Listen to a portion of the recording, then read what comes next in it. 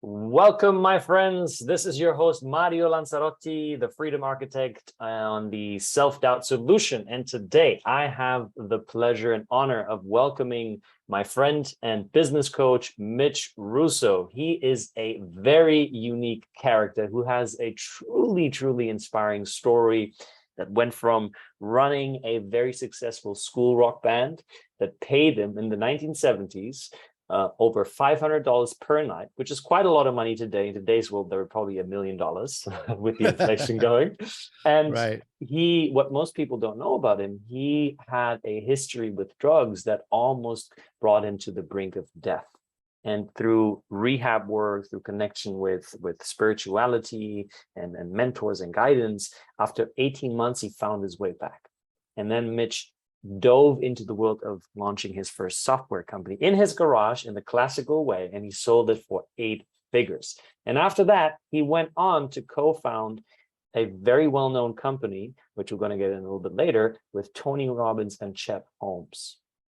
Mitch is not just ending here, but he's also an author. One of the books that I'm holding in my hand, Power Tribes, and more books that he launched. One of his newest books is called Coach Elevation, which is a blueprint for helping clients find their true purpose and connect that to their mission, which of course accelerates the progress in both their business and personal life. But without further ado, Mitch, welcome to the show.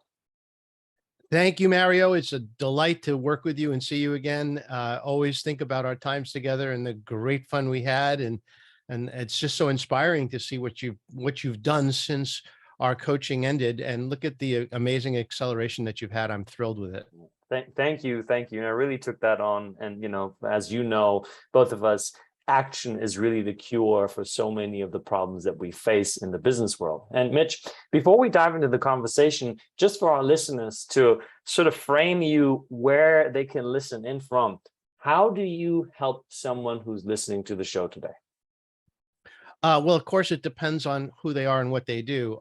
One of my specialties is working with coaches. And you mentioned my new book called Coach Elevation. Coach Elevation is a book about, as you said, finding your true purpose. So I give that book away to coaches for free. And I also offer a very powerful session management and enhancement system. It's a software platform called Clientfolio. And the thing I love about Clientfolio is that it's never done. Every month we add new features, we enhance it, we make it more powerful, we add new subscribers every month as well. And it's starting to become something of very significant value to many people in the coaching space. And I love doing that. And then, of course, I still build certification programs. I'm building 2 of them right now. And I also, as you know, coach entrepreneurs on really accelerating to the next level in a rapid fashion. Yeah. And I can attest to that. So that's why we're here today. And Mitch, working a little backwards from the recent book that you've just launched, Coaching Elevation, you went through a lot in your life. What would you say was the pivoting point in your life that made you say there's more to life? Well, I may have told this story before. I just don't remember. So when we were kids, my sister and I, she's 2 years younger than me. My mom called us into the kitchen, and she sat us down at the kitchen table, and she opened a book that she was reading, a book written by Carl Jung, Jung. And Carl Jung, as you know, is one of the fathers of modern psychiatry. And what she read from that book to my sister and I had an impact that lasted all of our lives. And she basically read the equivalent of one sentence. And I'll paraphrase. What she said was that we are not bodies, we are beings having an experience with a body. And then my sister, who was 12 at the time, looked up and said, "Mommy, what does that mean?" And my mother then said, "It means, sweetheart, that you've lived before and you'll live again beyond this body." And my 12-year-old sister started to cry and says, "I don't want to leave this body. I like this body." And I'm sitting there a little bit dumbfounded, kind of silent.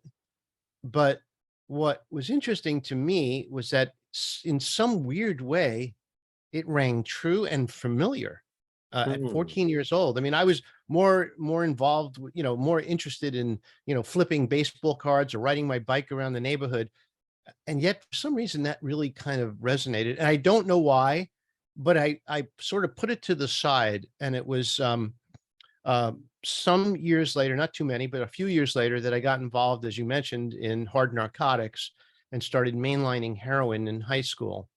And not necessarily the most healthiest thing to do for a young man. It ended up causing me later problems in life, health wise, gave me hepatitis C, basically, which is Oh. now cured. I've been cured of that since since 2012 or so, with the advent of small molecule drugs related to figuring that out and getting it done.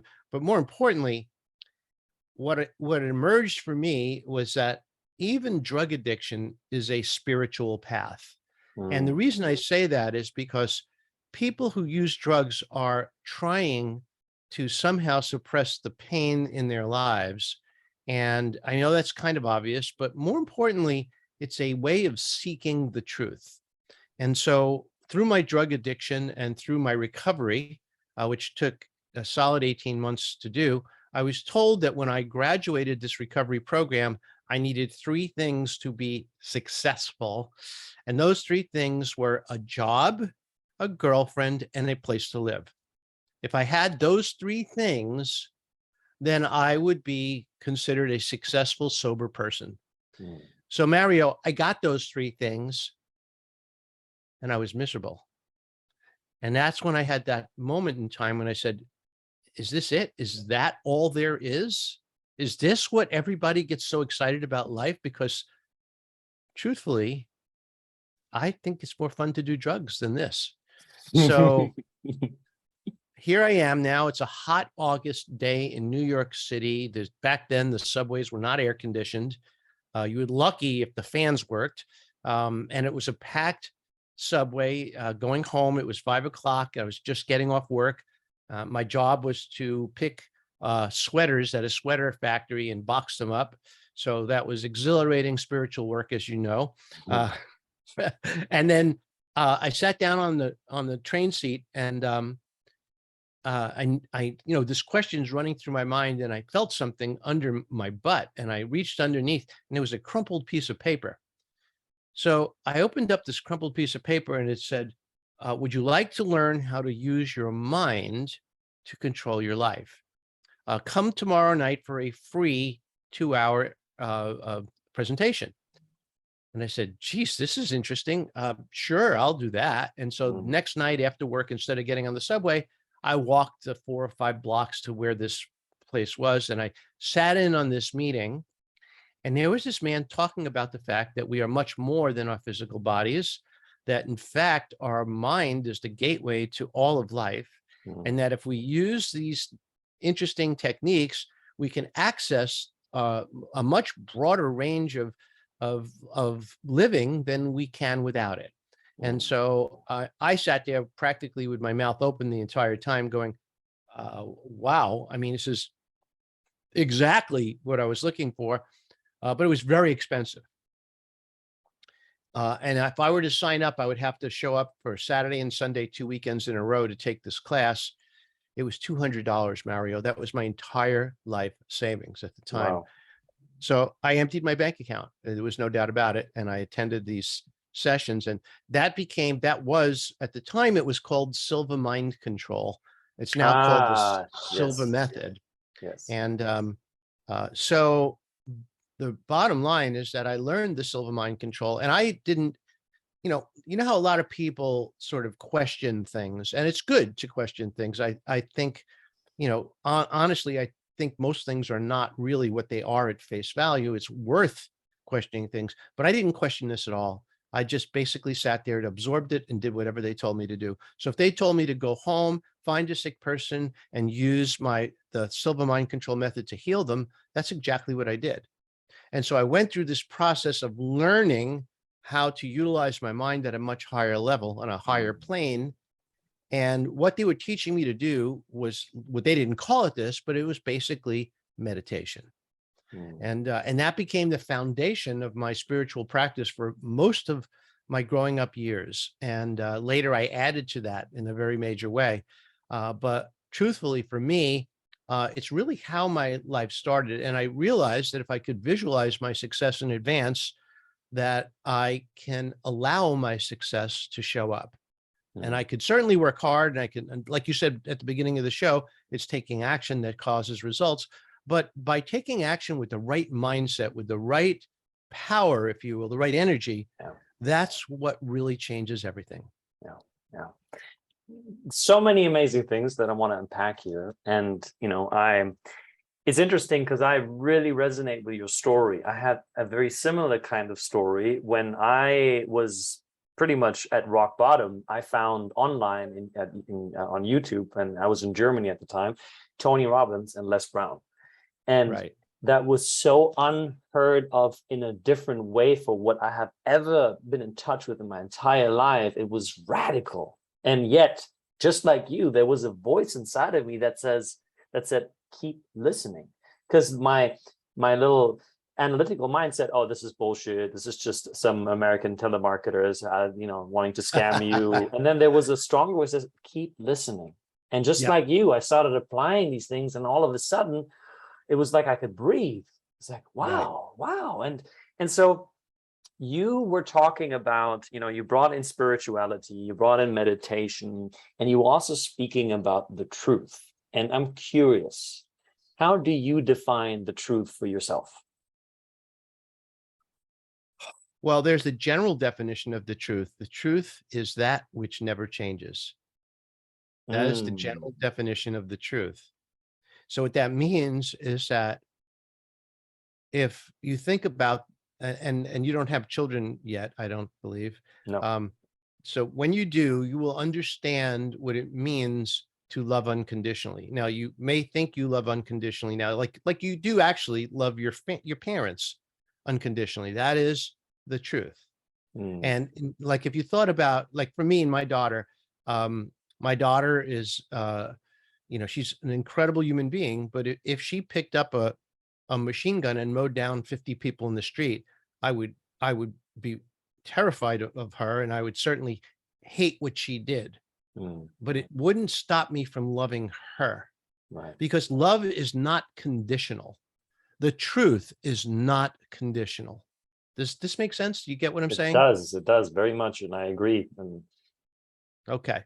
The other thing that I learned later in life by studying the Kabbalah, and I mentioned this earlier, is that nothing really is as it appears to be. So in Kabbalah, and I don't know if you know much about what Kabbalah is, it's Jewish mysticism as it's been labeled. The Kabbalists study the Torah, which is the Jewish Bible, in a non-obvious way. They don't take it literally. I mean, in when I went to synagogue, my rabbi would take the Torah literally. So he talked about the Red Sea being parted by Moses. That's a literal story that to him, that was true. But to Kabbalists, that is symbolic. And when I learned this early in life, it inserted a layer of presence between me and reality. So if I find myself interested or fascinated by something, I always ask myself, what could this be? And I've taught my daughter the same thing. I said, never take anything at face value. Always check and see. And it might be completely true and completely realistic at face value, but check. There's no harm in checking. And to me, that became sort of one of the rules of life, which is never take anything at face value. So when you look at the current political situation you're in, when you look at our government, when you look at all of the social stuff going on, just apply a simple rule. Is this truly what it appears to be? Could there be another meaning to it? Could there be a purpose to it that I don't understand? And then from there, if you sit with that long enough and you do a little bit of research, the truth does reveal itself. And if you go back to what I said earlier, the truth is that which never changes, then everything falls into place. Right.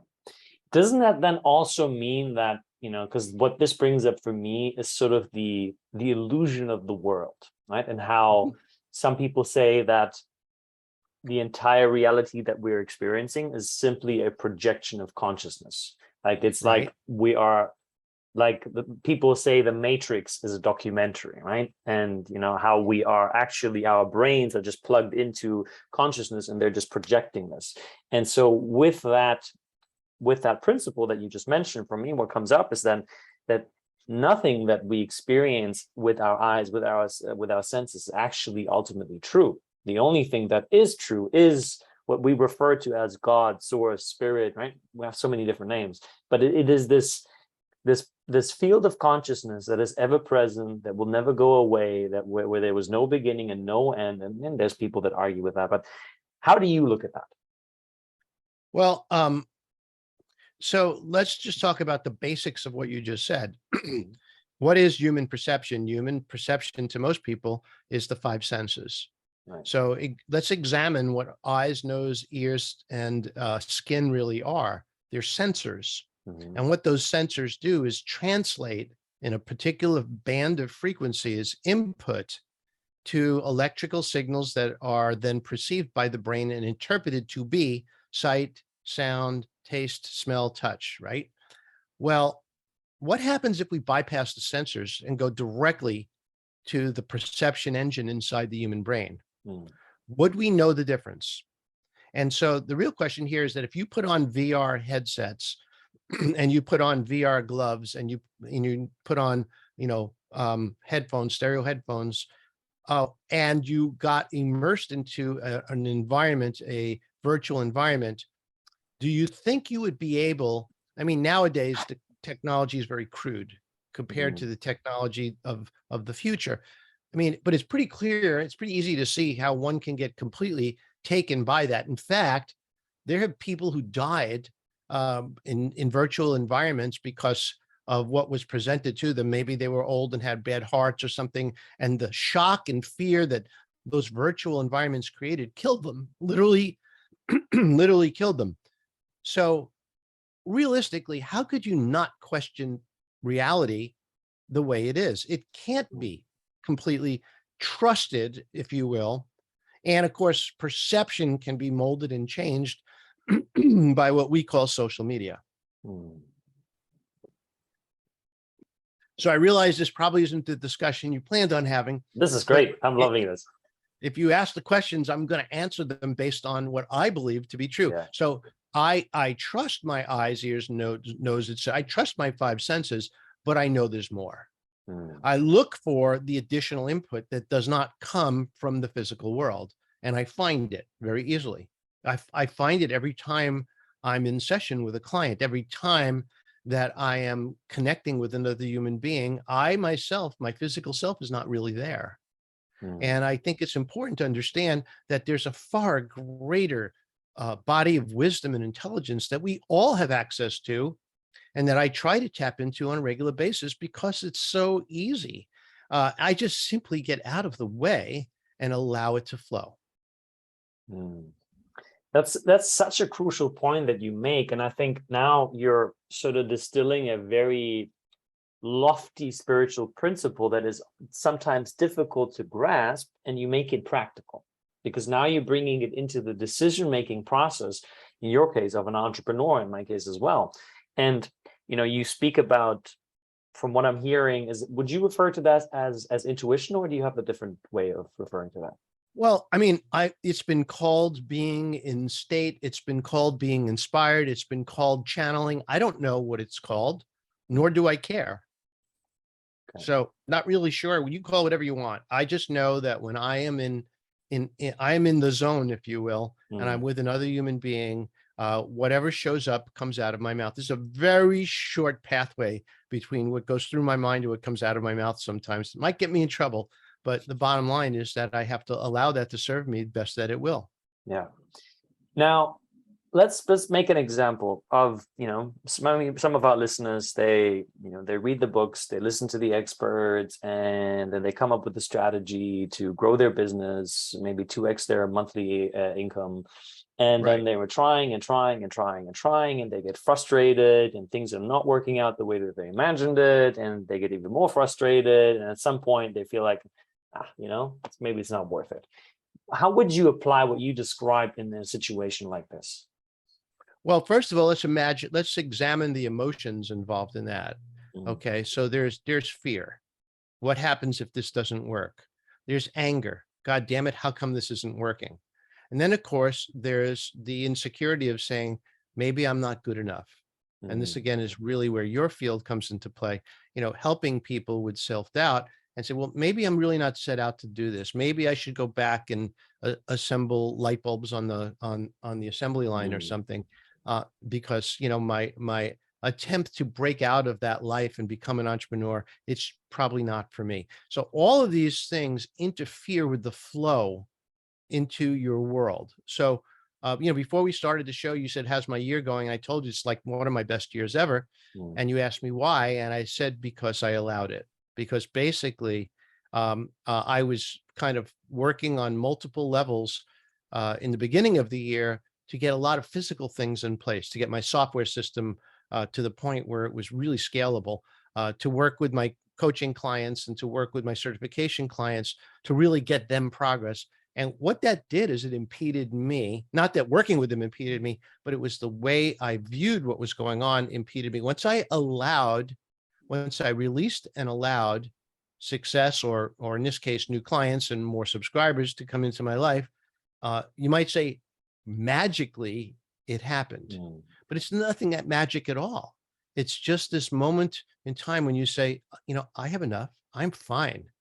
I have no fear, no anger, no scarcity, and I'm able to do anything I truly believe. Now, if you're an entrepreneur and you haven't had success yet, you may not be in that situation. You might be struggling right now. Maybe you don't have money for the rent, and Mitch says, all you got to do is allow it and it'll show up. Well, no, but you do have to allow the right actions to show up in your life to mm, cause that.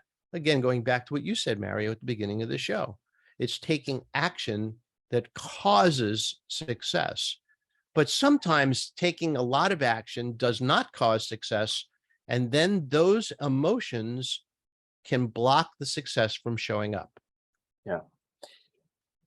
What would you say is it that makes people not allow for these things to happen, for these insights to come, for them to see the obvious, right? Like I had this myself the other day where I'm working with a coach who specifically is helping me on my niche.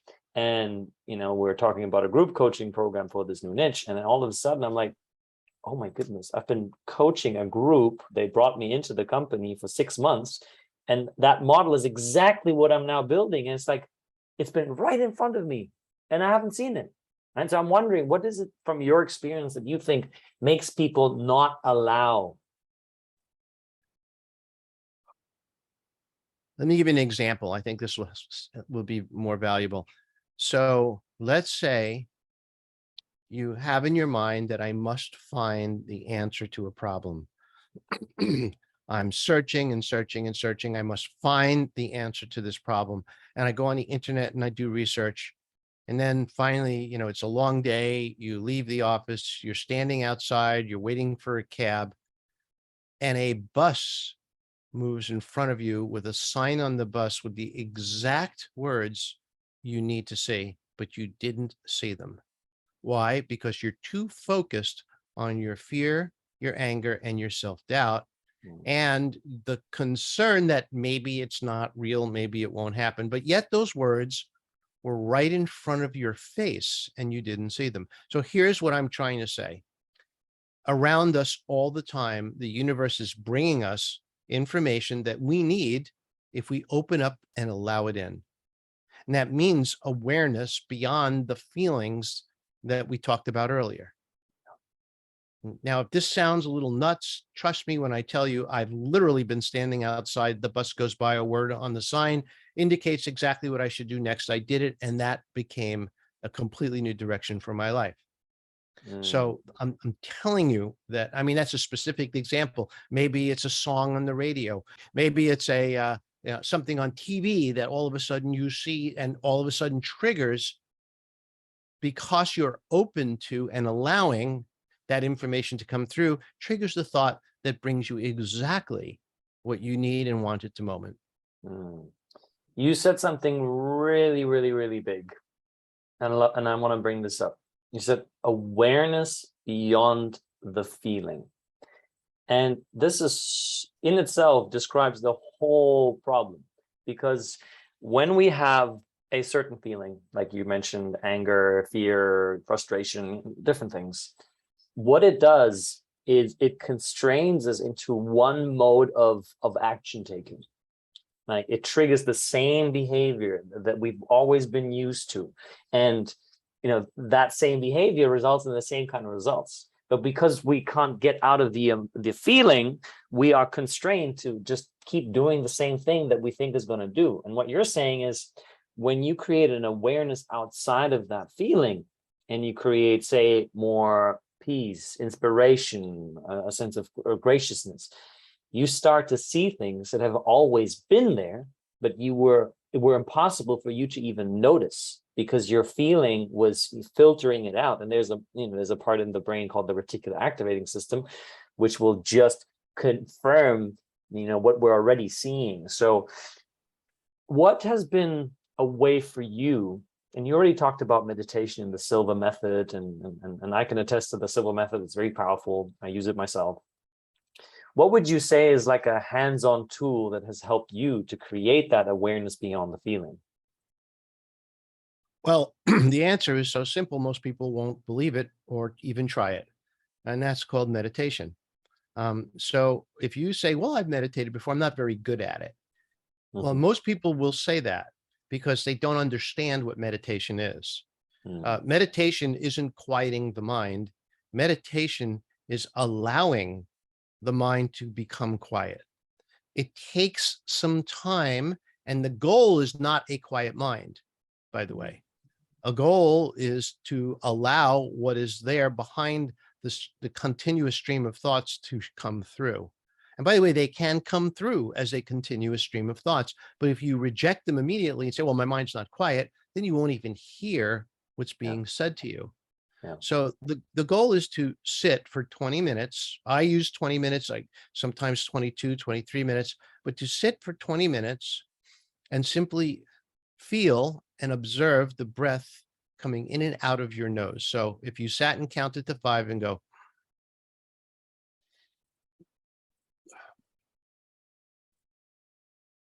and you did that for 20 minutes, you could set a timer on your phone and just allowed yourself to observe the breath in your nose and the feeling, the coldness of the inside of your nostrils as you inhale and as you exhale through your mouth over a period of 10 to 90 days, you will have seen what is there that you can't see now.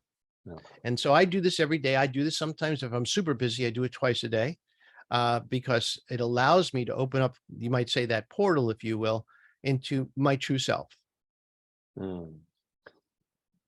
This comes really at a great time. I have a real life example. Just yesterday, I had a session with my own coach. So I have different coaches for different areas. This is for my emotional, mental well-being. And what came up was exactly that I have been in an action taking mode for quite some time now, and I haven't been allowing things to come up. And so what he guided me to was to allow, and all of a sudden what came up was frustration, anger, and I hadn't been allowing myself to process that. And then he said, get a pillow.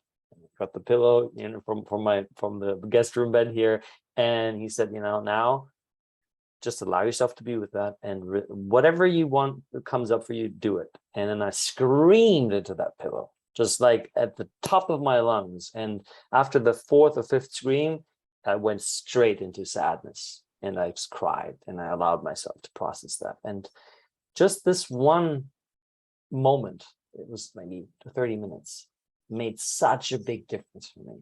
This morning, I woke up feeling very different, feeling so much lighter, so much more relaxed. And I find often people have an idea when they hear that, oh, so much more relaxed, they think, oh, he's more relaxed, that means less productive action. He's just chilling out. And it couldn't be further from the truth, right? How do you look at that? Well, let's start with lifestyle. And like I said, I'm towards the end of my career, not closer to the beginning of it. So my lifestyle is going to be different than you, listener, Mm, or you, Mario. So my lifestyle, first of all, my life is arranged exactly the way I want it. And if you don't have a life that you want exactly arranged the way you want it, then plan for it. So my life is I wake up, I meditate for 20 minutes. I drink a glass of cold lemon water. I then, at that point, get started on my day. And from there, I then have a light breakfast and then go into my workout. After my workout, I take a quick shower. And then at about 11 a.m. Eastern time, I get back to my computer to start my work, my appointments, if you will. Many times throughout, but between 7 in the morning and 11 a.m., I'm reviewing the stock market and reviewing some of my options positions. I'm an options trader, and I just basically allow myself to get reconnected to the life that I have. And then about 11 and 12, I might simply grab a beach chair and walk outside, sit on the sand by the beach, and spend 20 to 30 minutes with some earbuds and chilling out by the ocean.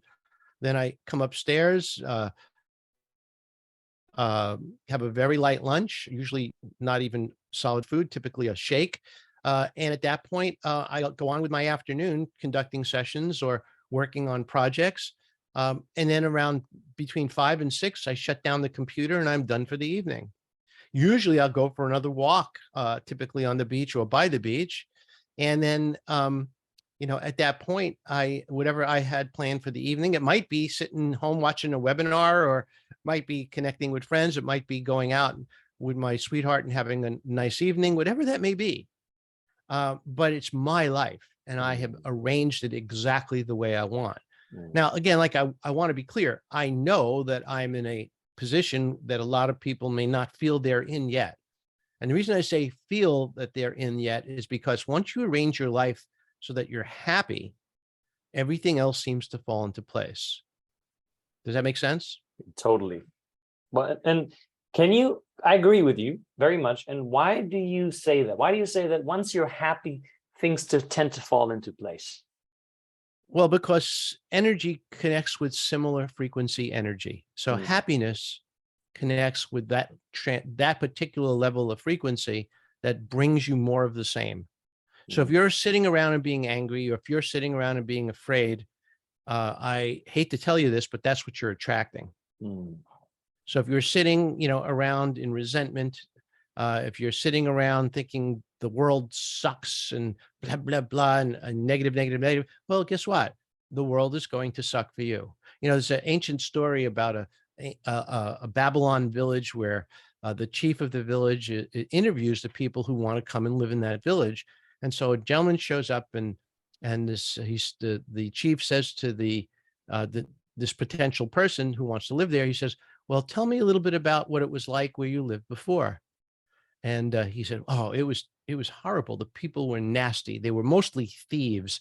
They disrespected me and everything around me. They were mean to my family, and that's why I want to come and live with you. So then he says, well, and what's it like here? And the chief says, it's pretty much the same. mm. And that's because wherever we go, we take ourselves with us. Yeah. Whatever we're generating, that's what we attract. So what would you rather attract? Let's Mm, put it that way. What would you rather attract? So if you can stay happy, even in the face of calamity, then that's what's going to come into your life. I have a saying, you've probably heard me say this. I know a lot of my clients have heard me say this, and that is everything is perfect exactly the way it is. yes. Even the disasters. Yeah. God forbid, the worst thing you can imagine happens. But if you project out into the future, I don't know, 2, 3, 5 years or less, you'll see that it was part of a bigger picture. Yeah. And it was exactly the way it was supposed to have has come about. Yeah. Now, some people will say, well, Mitch, you believe in fate. And I don't. I believe in attraction. Yeah. And I find that mindset that you just shared is, to me, how I explain to myself how God would look at the world and look at us.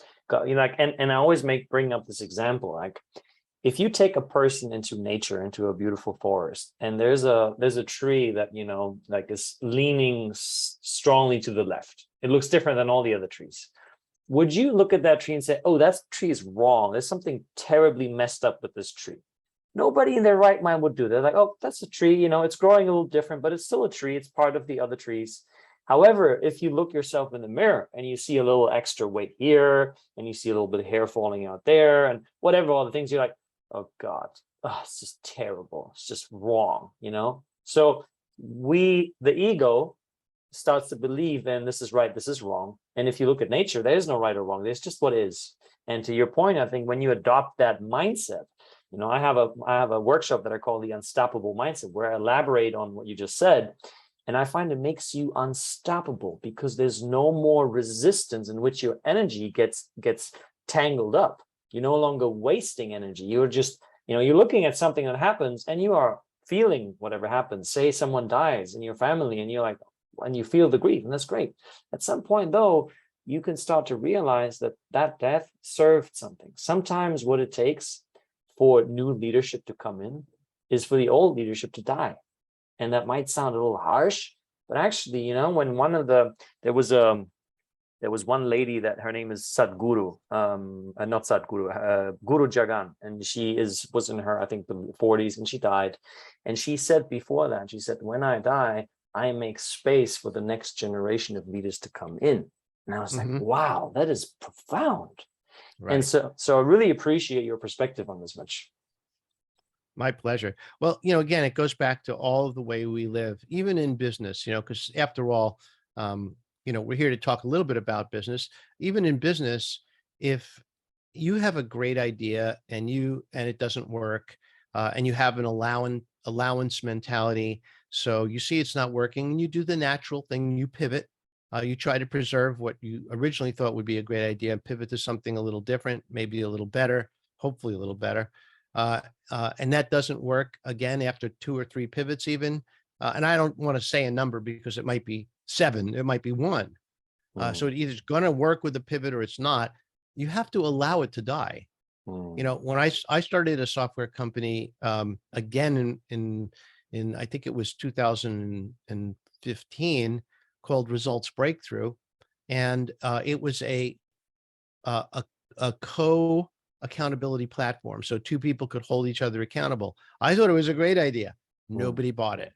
But the germ of the idea became what became now central to Clientfolio, which is accountability and goal tracking.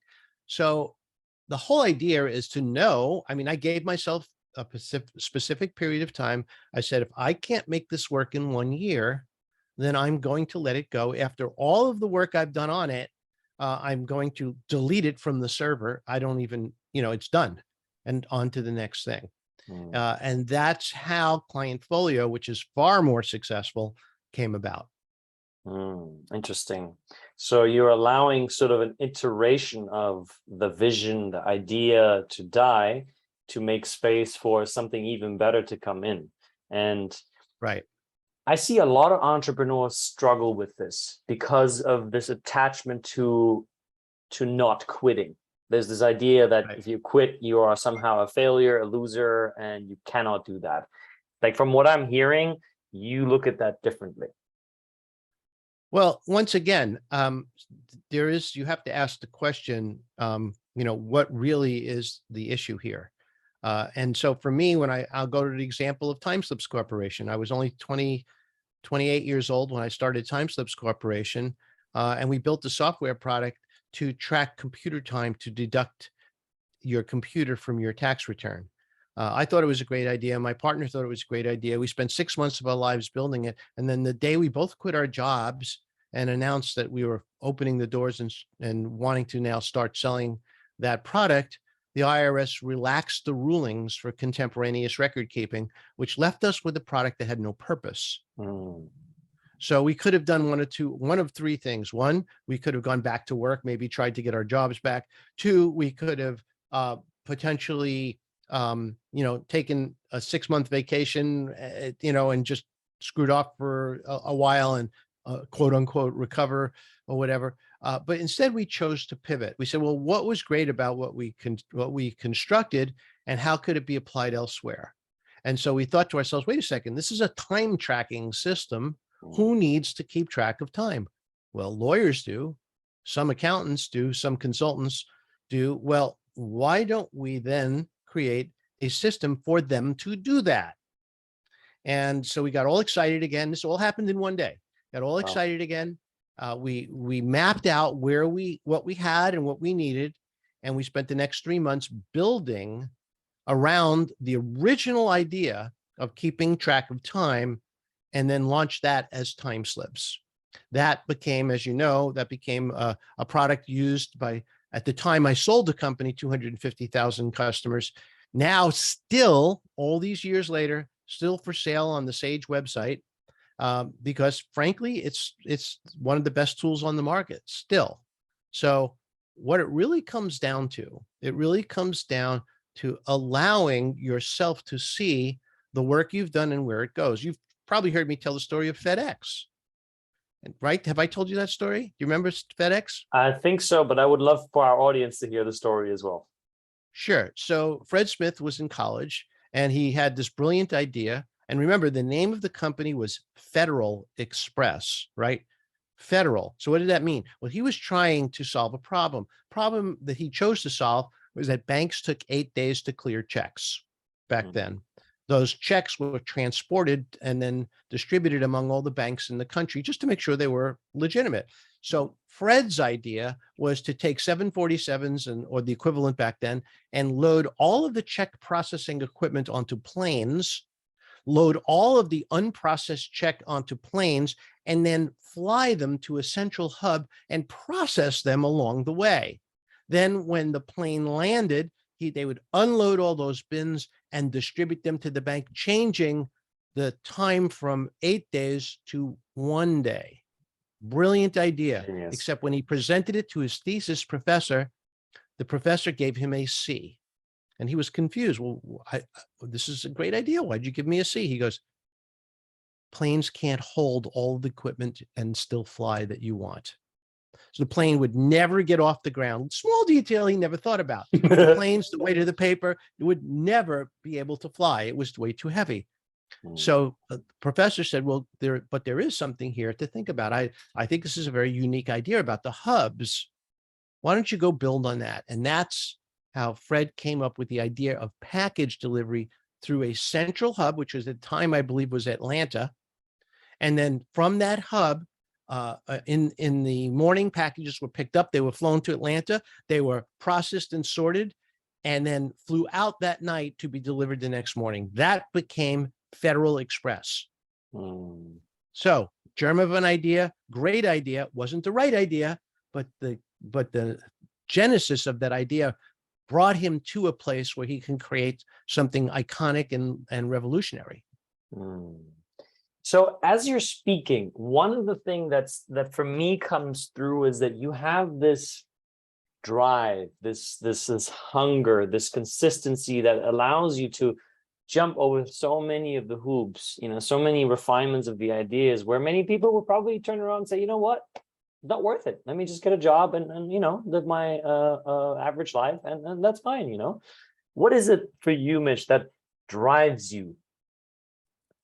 Part of what I have my clients do is I have them take a little quiz, the YOS quiz. I think I had you take it as well. My why is to find a better way.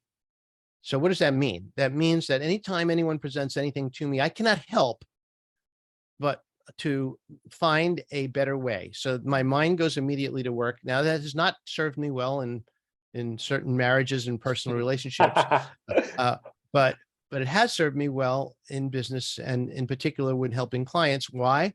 Because immediately I allow a better way to show up. So that's my why. I urge people to understand how they're wired. What is it that, maybe your why is to simplify. So whenever you hear something, immediately your mind goes to comprehend it and then simplify it. Well, if you focus on your strengths and build around that, then the bottom line is you can't fail Mm, because you're operating within your true nature. mm, And then if you just know that's the case and you allow that to happen and to come through, then the bottom line is that you're on the right path. And you have to know that. You have to say, you know what? I'm on the right path. yeah. If you say to me, you know, Mitch, I'm really going to be happy working for a big company as an employee because I know that that is my nature is to clarify, let's say. And that's really what I do best when I'm working inside of a corporation. But there's nothing entrepreneurial about quote unquote clarifying. Of course, I don't believe that, but that's what someone might say. Mm, And so if you can be happy doing that, like my daughter, she's very happy working for a large corporation. She has the life she wants. She doesn't want my life. She doesn't yeah. want to be up at nights thinking about stuff. She doesn't want to work past 5. No, there's no hustle there. You know, and if that's you, that's totally fine. The trigger here is to make sure that it makes you happy. Yeah. And if you say, well, maybe I think it makes me happy, I'm really disguising the fact that I'm either lazy or scared. Well, take a look at that. That's okay. Maybe it's a self-worth issue, something Mm, you could help with. I mean, what it really comes down to is who are you and what makes you happy? And yeah. then from there, allow the answers to show up and let them serve you. Yeah. Yeah. And I agree. I second that. I think this having a strong and clear why and aligning yourself in an environment where you can you can allow your nature to come through. Then at some point, and I find this is particularly important for entrepreneurs because I see so many of them struggle from beginning to finish and never getting, many entrepreneurs start with a value of freedom, making the strong distinction to go into this field. And then you look at what most entrepreneurs are experiencing on a daily basis. It's constantly stressed, it's constantly worried, it's not achieving the goals that they want to achieve that they set out. So there's so much frustration in that whole journey. And what you said is also something that I've found for myself. Is like, if you would ask me today, say, Mario, if I put $50 million in your bank account, what would you do? I say, well, more of what I'm already doing. I really Right. love it. I get bored after some time sitting on the beach. It's nice. I enjoy it occasionally. But if you put me Right. there for too long, I'm like, how much more fulfilling is it, for me at least, to help someone, to have them have a transformation in their life, to make things easier, similar to you, for them to see the shortcut. So I think you made a really, really significant point. And with an awareness of time, I still have 2 questions that I want to ask you that I'm Sure. curious how you're going to answer them. Okay. Number one is, if you had a magic pill that would allow you to 10x any area of your life, what would you focus on and why? Um, well, I already have that magic pill, and I already am working and continue to work on 10xing most of my life. And it's a very simple thing. It's a belief in myself. The Mm, more I believe in myself, the more the external world responds in the way I believe. So I I have to work on it, and I have worked on it. I see me a certain way, and by staying focused on what is true about me, the world eventually sees me the way I see me. So if that magic pill, and you might call it self-confidence, and elimination of self-doubt, if I see me the way, if the world sees me the way I see me, then from my perspective, then that's what I would be considered 10xing. I mean, literally increasing anything by 10x in the physical world is going to take a physical element, and that's time, which is, as you know, made up, and it's a concept. It's not real. But on the other hand, in the physical world, if you're talking about 10xing things, it's going to take time. In the non-physical world, 10xing happens instantly. mm. Ooh, I love that. That's a great answer. So then I'm curious to see how are you going to bring this to the next question, which is, if you could spend an hour of your time with any person in the world, dead or alive, who would it be and why? Well, that's a great question. Um, if is it okay if I choose a fictional character? Absolutely. I would spend an hour with Captain James T. Kirk of the USS Enterprise. Interesting. And the reason I say that is because, I mean, I've been a Star Trek fan for many, many years. But what I have found about the portrayal of that character is that Captain Kirk has a broader perspective than everyone else on the ship. Captain Kirk sees the prime directive in everything he does. And what I would want to do is sit down with Captain Kirk and say, explain it to me, show me how you do that. And let me live your life with you for the hour that we have together. I want to be there. I want to see the Klingons attack and see how you handle that. Because to me, that is ultimate mastery of life. Wow. Wow. That's so what comes up for me when I hear that is, I'm sure you read the book, Think and Grow Rich by Napoleon Hill. In the book, he describes his spiritual process of visualization and calling in the spirits of some of the most legendary leaders from all aspects of life. Is that something that you do as well? I do. In fact, it's part of this. It's part of the Silva method, as you know. So when I go to level, my two guides are Deepak Chopra on one side, and Captain James T. Kirk on the other, and I allow them into my spiritual world, or my mental world, if you will, to help me with my projections of what I want the world to look like. So, as you know, in Silva Mind Control, you are going to an alpha level. And alpha level is simply a frequency band that the human brain enters easily. And then you mentally project. You're actually doing a little work here, actually mentally projecting the future onto your screen, your visual screen. So I allow those gentlemen to help me with that. And I think it's, you should choose who's best for you, of course. But when you do that, you tap into the wisdom of those elements of who they are and were, or even if they are fictional, that intelligence, that wisdom is always there as well. I love that. And that's an invitation for anyone who's listening now to look into the Silva method, the sort of the visualizing council of people to support you in your life, because these things really do work. Mitch, before we close the show for today, I do remember that you have a little gift for people who choose to listen until this point. I actually have two.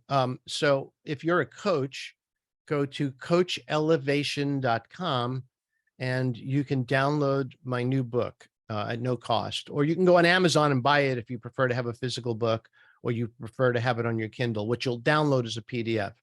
And if you're a coach, that's your free gift. If you're not a coach, or even if you are and still want two free gifts, go to profitstackingsecrets.com. And there you can find what I consider the 3 top ways to generate leads and publicity at no charge, maybe $5 or something, but for the most part at no charge. That to me has been the foundation of much of what I did to be successful in life. And I invite you to do the same. Beautiful. Well, I will make sure that these links will be in the show notes for people to find this. And Mitch, it was an absolute pleasure. Lots of surprises today that I really greatly appreciated to learn more about you. And how can people find you? Best way to connect with you? MitchRusso360.com. You can find all my links there, my websites there, my products there, etc. Love it. Beautiful. Mitch, thank you so much for gifting us your time.